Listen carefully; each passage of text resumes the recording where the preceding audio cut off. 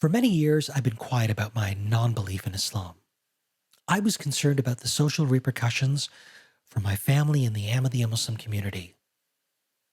And to a lesser extent, I was also concerned about my own friendships within the community and with Muslims generally. But I'm speaking out today because I believe that it's important for us, questioning Muslims and bonafide ex-Muslims like myself, to know that it's okay to reject beliefs that we no longer hold to be true. Whether you've been raised an Ahmadi, a Sunni, a Shia, or you simply identify as just a Muslim, you deserve to know. You deserve to know that it's okay to tell our friends and our loved ones, because once we do, only then do we truly begin living authentic lives. We normalize dissent. We give others courage to also be true to themselves. It's important for questioning Ahmadis and ex-Ahmadis, especially, to know that they're not alone in holding the view that the theological claims just don't add up.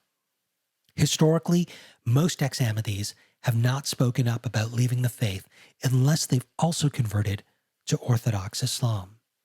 Yes, sometimes that happens.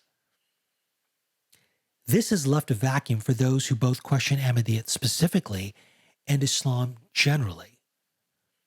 I intend to help fill that gap by being an example of normalizing dissent and doing so with dignity. I also know that there are many others who are right behind me, people who will also be speaking up. Perhaps you who are watching this right now, yes, you will be among this new wave of voices. I believe that truth matters, and if people like myself don't speak up, the religious have free rein to promote their narrative unchallenged, however noble their intentions may be.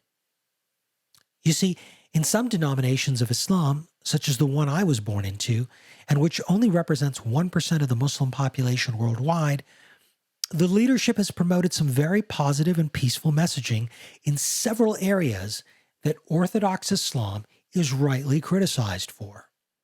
I want us to put the good values that we do find in various religions on a more honest footing and divorce them from superstition, the supernatural, and the 7th century. I believe that having come into contact with Enlightenment values, Islam today is presented and practiced in far more palatable terms here in the West than it is in Muslim-majority countries. I also believe that most religious people, Muslim or otherwise, are far better than their scriptures. For example, most Muslims deplore the idea that Western powers might employ methods of torture or bizarre punishments that are unusually cruel. Many of you watching feel this way, for which I am grateful. This makes you, and most Muslims, far better than your scriptures. Why? Well, because the Quran, in chapter 5, verse 33, specifies that people who cause corruption in the land can in fact be crucified. Yes, crucified. You know, nailing people to the cross. Here's a quick reminder. Slaves, low-class troublemakers, upstart rebels. The criminal that would merit this very public kind of execution would tend to be a criminal against the state. The Quran also states that their hands and feet can be cut off from opposite sides. Let's take a look at Quran chapter 5, verse 33. First, the translation from Sahih International. Indeed, the penalty for those who wage war against Allah and His Messenger and strive upon earth to cause corruption is none but that they be killed or crucified, or that their hands and feet be cut off from opposite sides, or that they be exiled from the land. That is for them a disgrace in this world, and for them in the hereafter is a great punishment.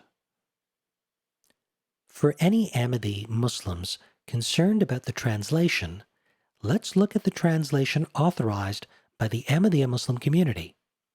Note that this shows up as chapter 5, verse 34, since Ahmadiyya Muslims count the initial invocation of Bismillah as verse 1, everywhere that it appears. The only reward of those who wage war against Allah and His Messenger and strive to create disorder in the land is that they be slain or crucified, or their hands and feet cut off on account of their enmity, or they be expelled from the land. That shall be a disgrace for them in this world, and in the hereafter they shall have a great punishment. Now, while Ahmadi Muslim translations sometimes look radically different in meaning, for this verse at least, both translations here are expressing the same core ideas. I'll save addressing the Islamic apologetic thoughts likely going off in your mind for a future video, as I have lots to cover here. Until then, just reflect on the ambiguity of corruption in the land and the nature of the punishment prescribed. Remember, the Quran is supposed to be this perfect book for all people and for all times. If you've never paid attention to such verses before, then you're probably a bit disturbed by this revelation, as you should be. Perhaps it's time that you too looked into the book that you've been taught is perfect and ask yourself, does this really make sense to me? Do I really buy into the convoluted explanations offered in the Quranic commentaries? Do I really believe this to be the pinnacle of guidance for humanity? I don't want people who question Islam and Ahmadiyyat to have to reinvent the wheel. We need to build on the knowledge of those who've come before us, and this is why I do what I do. I lost a lot of time in my youth hedging and not moving forward with my own life because I suppressed being my authentic self. I did this to please the fragile sensibilities of others around me, whose feelings and happiness I consistently placed above my own. But if we, you and I, normalize religious dissent, then our Muslim families and our Muslim communities will no longer be so fragile. Hearing that more of us continue to leave the religion will be so commonplace that pretending to be Muslim for most of our lives will no longer be necessary. The more of us that speak up, the less hesitation we'll all have about our loved ones being shocked with the news. Apostasy from Islam is already on the rise. By bringing this reality to the surface, it is my firm belief that our friends and our families will no longer have to be traumatized by it.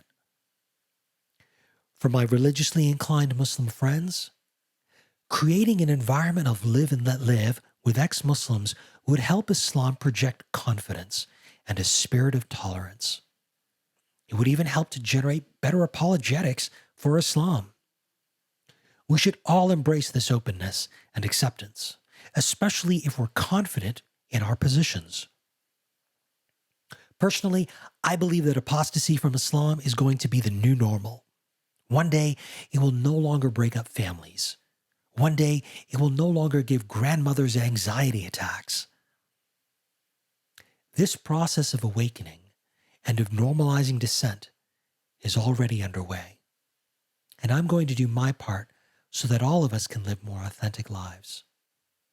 But first, I'd like to step up and take ownership of the alias that I've been using for a few years now to talk about some of these problematic ideas within Islam generally and within Ahmadiyyat specifically.